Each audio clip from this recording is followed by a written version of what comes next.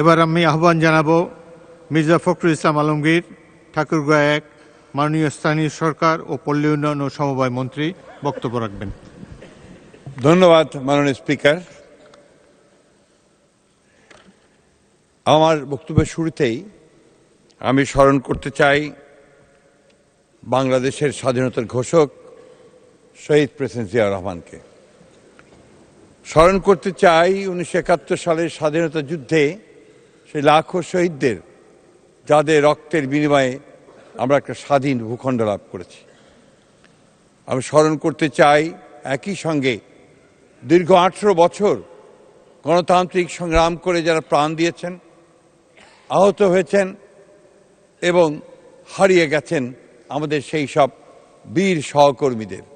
একই সঙ্গে 2024-এ আমাদের যে সমস্ত তরুণেরা, আমাদের ছেলেরা আমাদের একটা সত্যিকারের অর্থেই গণতান্ত্রিক রাষ্ট্র নির্মাণের জন্য প্রাণ দিয়েছে, তাদের প্রতি আমি গভীর শ্রদ্ধা নিবেদন করছি। বিকাশ পেমেন্টে 10,000 টাকার বেশি অফার, শপিং চলছে তো। মাননীয় স্পিকার, দেশনেত্রী বেগম খালেদা জিয়া সম্পর্কে অল্প সময়ে কথা বলা অত্যন্ত কঠিন ব্যাপার। একজন মহিয়সী মহিলা, একজন অসম সাহসী নেত্রী, একজন দূরদৃষ্টি সম্পন্ন রাষ্ট্রনায়ক, যিনি বাংলাদেশের এই 54 বছরের 43 বছর রাজনীতিতে বিচরণ করেছেন দাপটের সঙ্গে। এই নেত্রী বাংলাদেশে তিনবার তিনি প্রধানমন্ত্রী নির্বাচিত হয়েছেন বিপুল ভোটে এবং সম্পূর্ণ একটি নিরপেক্ষ ভোটের মাধ্যমে। তিনি 2বার বিরোধী দলের নেত্রী নির্বাচিত হয়েছেন এবং প্রতিটি ক্ষেত্রেই তার যে মূল লক্ষ্য ছিল, সে লক্ষ্য ছিল বাংলাদেশে গণতন্ত্রকে প্রতিষ্ঠা করা। আমরা দেখেছি যে যখন তিনি সরকারে ছিলেন সেই সময় তিনি এমন কাজগুলো করেছেন, যেমন প্রেসিডেন্সিয়াল ফর্ম অফ গভর্নমেন্ট থেকে পার্লামেন্টারি ফর্ম অফ গভর্নমেন্টে নিয়ে আসা এবং অন্যান্য গণতন্ত্রের প্রতিষ্ঠানগুলোকে দাঁড় করানোর চেষ্টা করা, সংবাদপত্রের স্বাধীনতাকে নিশ্চিত করা।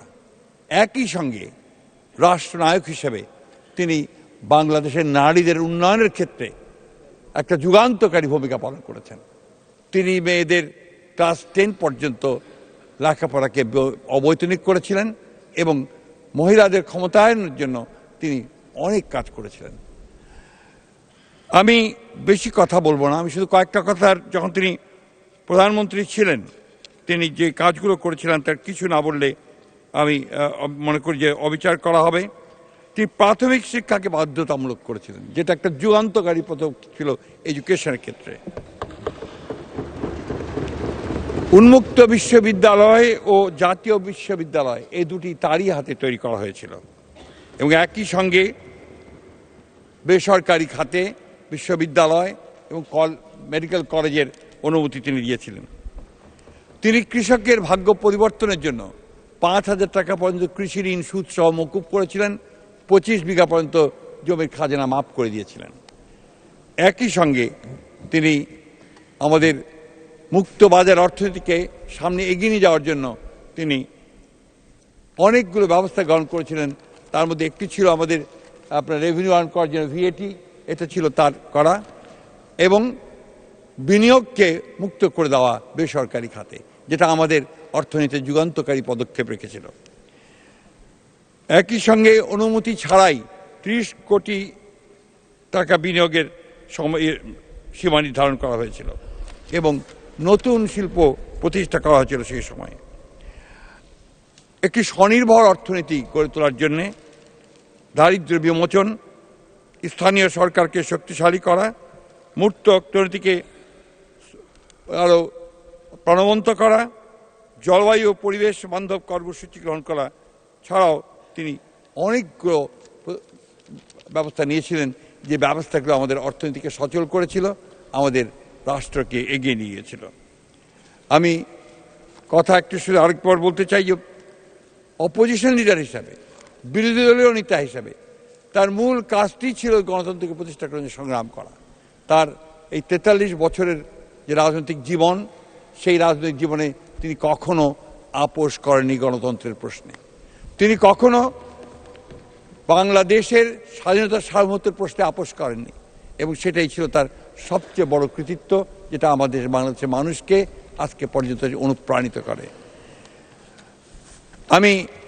আপনারা সবাই জানেন যে আমি একটু কবিতা পড়তে বলতে ভালোবাসি, যে কারণে আজকেও আমি আমাদের বিশিষ্ট কবি আল মাহমুদের লেখা একটি কবিতার কিছু অংশ বেগম খালেদা জিয়া সম্পর্কে লেখা, সেটা আমি আপনাদেরকে একটু শোনাবো।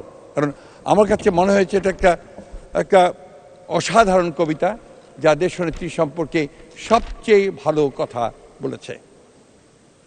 তোমার মুখের দিকে চেয়ে আছে বাংলার ভোরের আকাশ, এদেশের গুল্মলতা ছুতে চায় পল্লবিত আঁচল তোমার।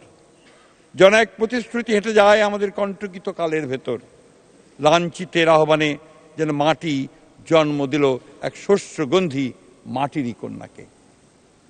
প্রত্যাশার কণ্ঠস্বর কে জানে কি মন্ত্র বলে, তুমি কেবল ছড়িয়ে দিচ্ছ মাঠ ঘাট আদিগন্ত শস্যের কিনারে।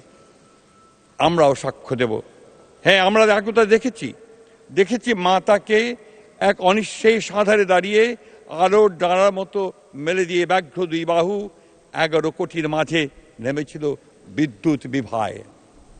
কখনো ভুলো না যেন তোমার ঘুমটায় আছে মানুষের আশার বারুদ। ভুলো না তোমার বাক্য প্রতীক্ষিত নিঃশ্বাস জাতির অবিচল পিঙ্গলাক্ষী হে মাতৃকা, মানুষের আশাকে জাগাও। তিনি জাগিয়ে তুলেছিলেন সেই আশা। তিনি হেঁটে গিয়েছিলেন কারাগারে ভালোভাবে, কিন্তু আবার একই সঙ্গে তাকে হত্যা করার জন্য ফ্যাসিস্টরা যে ষড়যন্ত্র করেছিল, সেই ষড়যন্ত্র তাদের টিকতে পারেনি। শেষ পর্যন্ত ছাত্র জনতার অভ্যুত্থানের মধ্য দিয়ে তিনি মুক্ত হয়েছিলেন, এবং সেদিনই তিনি জাতির সামনে তার সেই বিখ্যাত উক্তি তিনি করেছিলেন, সেই সমঝোতার কথা, যে প্রতিশোধ নয়, প্রতিহিংসা নয়, আসুন আমরা একটা ভালোবাসার দেশ গড়ে তুলি, কল্যাণের দেশ গড়ে তুলি, মানুষকে ভালোবাসার মধ্য দিয়ে আমরা নির্মাণ করি আমাদের নতুন বাংলাদেশ। ধন্যবাদ মাননীয় স্পিকার। ধন্যবাদ মাননীয় মন্ত্রী।